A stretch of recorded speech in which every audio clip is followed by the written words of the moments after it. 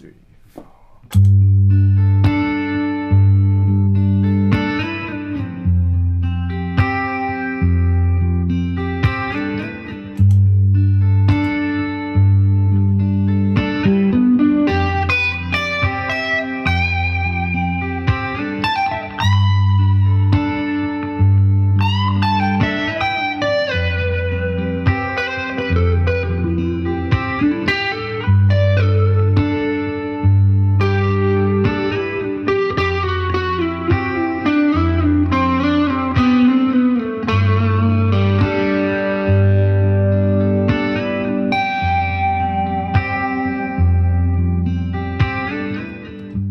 Hey everybody, Gary here with Guitar Tricks, and in this video I'm going to give you some tips and tricks for getting started with looping. So this video is for you if you just bought a looper and haven't really dove in yet, if you never had a looper and you want to know what it's good for and how to use it. So it's definitely for the beginners. So we're going to talk about using a looper to create music as a practice tool, and then at the end I'll give you some tips for buying a looper, because there's so many out there and it could be intimidating when you start comparing the different features and price points. So the main skill with using a looper is getting a clean loop where you hit the pedal at the right time to start the loop and then at the right time to end the loop. So whether you have a 1-pedal looper or a 2-pedal looper or a 4-pedal looper, this is all going to be the same. We're going to use the button that starts the loop, which is the same button that ends the loop. So you're going to click that button to start it and then click it to end. The first exercise we're going to do is just take the open A string and keep the beat on it. We're going to make a 4-beat loop like this. 1, 2, 3, 4, start, end. Now if I did it right, the beats are perfectly spaced. You see? Almost perfect. Slightly not perfect, but we're gonna go with it. Now if I didn't do it right, it would sound like this, something like.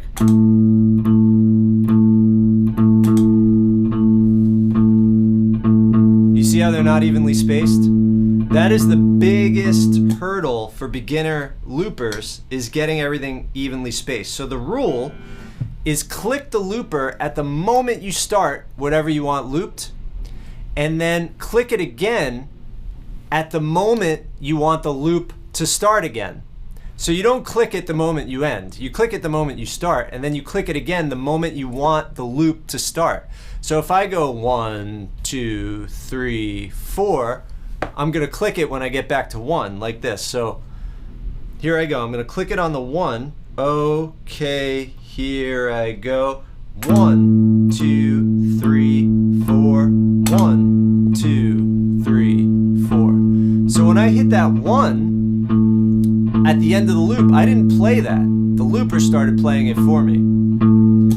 There is a little trick that could help you, and that is to double the start of the next loop. So what I'm going to do here is I'm going to go 1, 2, 3, 4, and then I'm going to hit the looper and play the 1 on the guitar. That's just going to help me keep timing like this.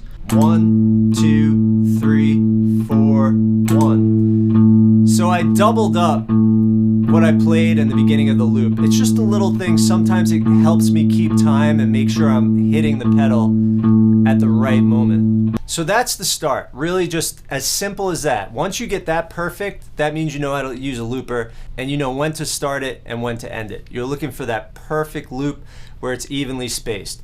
Da da da da da da da da, as opposed to da da da da da da, you know, something like that. Now here's another little pro tip.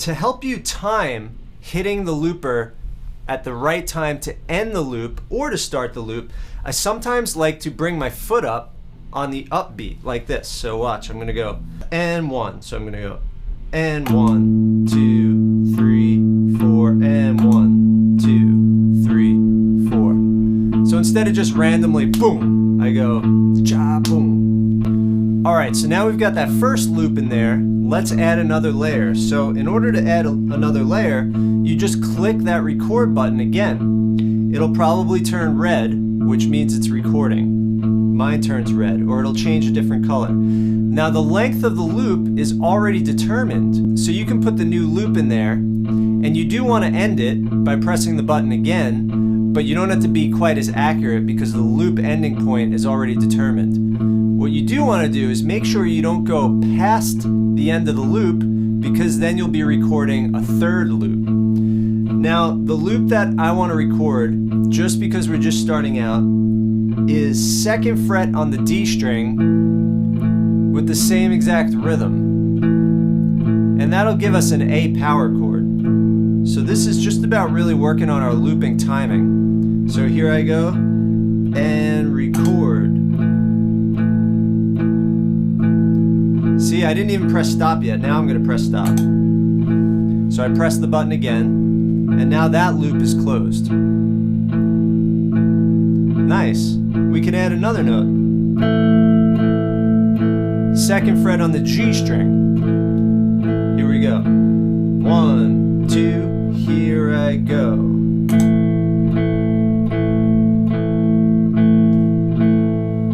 Awesome.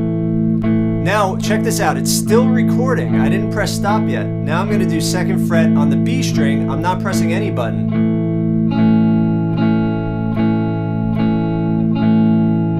So it'll keep going if I don't press stop. Now I'm going to do open E string like this.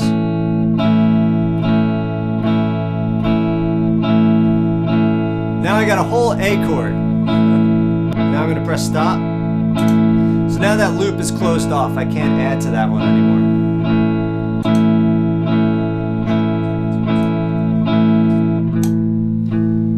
So what I just did, I held down my record button to delete the last loop. So on my looper, you hold down that same record button to delete the last loop. Maybe yours works that way. One of your buttons will be that way. You hold it down and then it disappears. I'm going to try that one more time. So 2nd fret on the G, then 2nd fret on the B, then open E. Now my E string's in tune. Try it again. Here we go.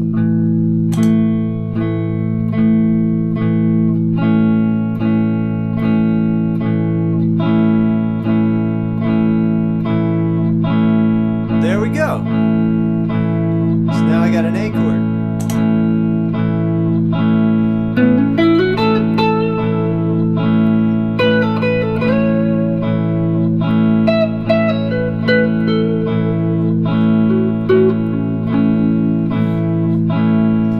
Now to stop it, for me, I click the right button.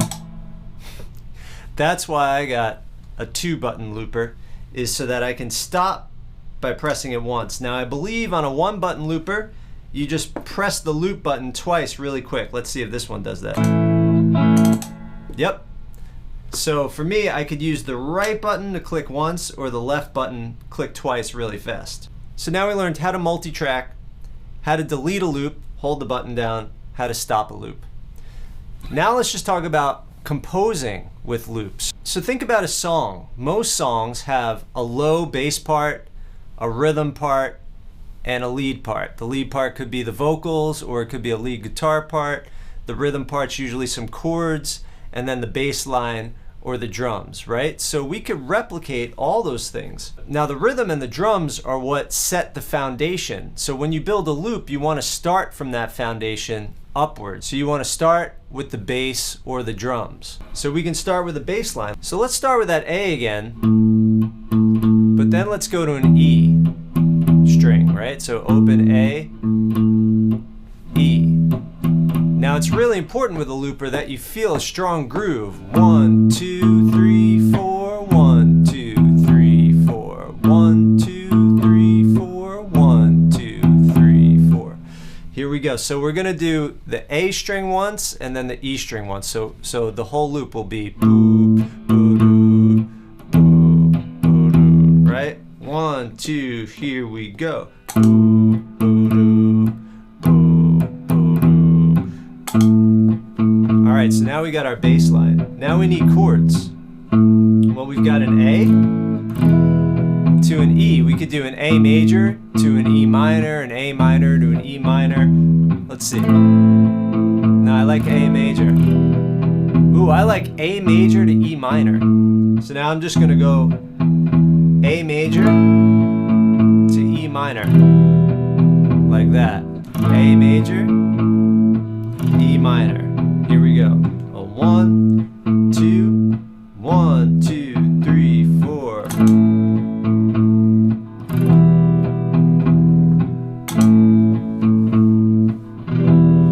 There we go. Now I could add a riff on top. I'm just gonna try to hear it in my head. Da, da, da, da, da, da. No, something like. Da, da, da, da, da.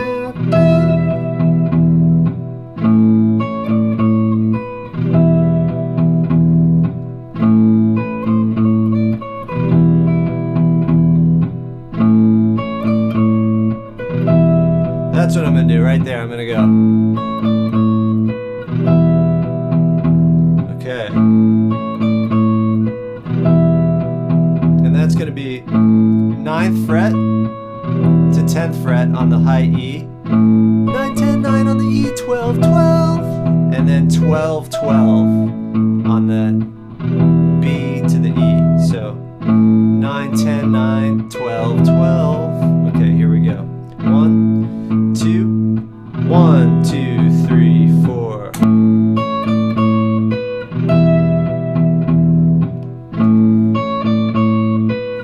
You see, like, it didn't really matter when I clicked it because it's just gonna record the whole time until I start playing.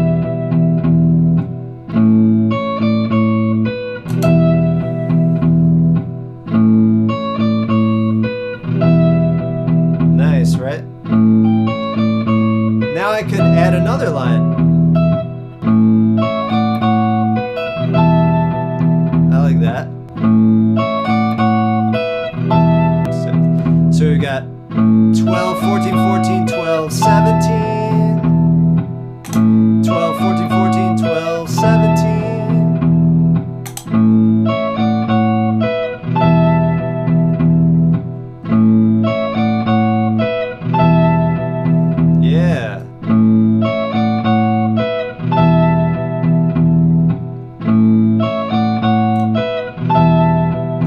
All right, deleting that one. Now we can add some rhythm, some chucks. I'm gonna add a little rhythm right here. Okay, here we go.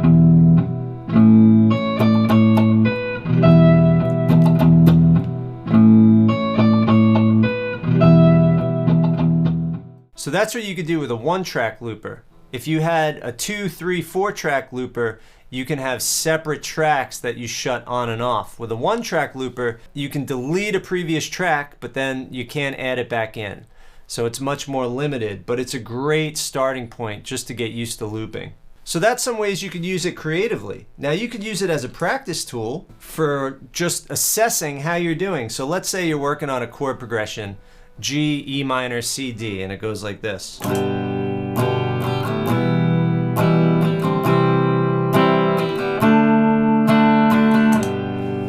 can listen back, see how it sounds.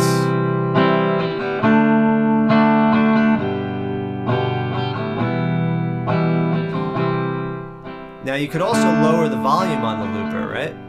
So this way if you play on top, whatever you're playing on top comes out louder. So let's say I want a solo on top, and I want to hear my solo. I'm going to keep the loop low.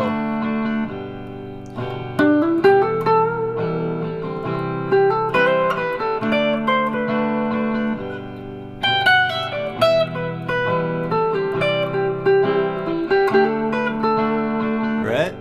And that's another way that you could use it. A way to develop both your rhythm chops and your lead chops at the same time. Develop your rhythm chops by laying down rhythm tracks and your lead chops by playing on top. So that's another way to use it as a practice tool. Now if you're looking to buy a looper, there are so many options out there and it can be intimidating. So you've got your 1-pedal loopers where there's just one thing to click, which are single track loopers. Your 2-button loopers, which are generally all single track loopers, but that extra button allows you to stop without having to do the double tap, and usually the second button can be assigned to something else. Like mine, I can use that second button to slow things down to half speed. So let's say I was working on a chord progression.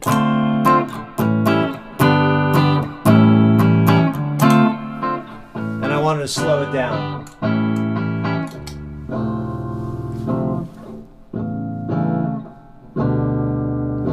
Not very musical, but I can use it as a reverse. Let's try see how that sounds, the reverse function. All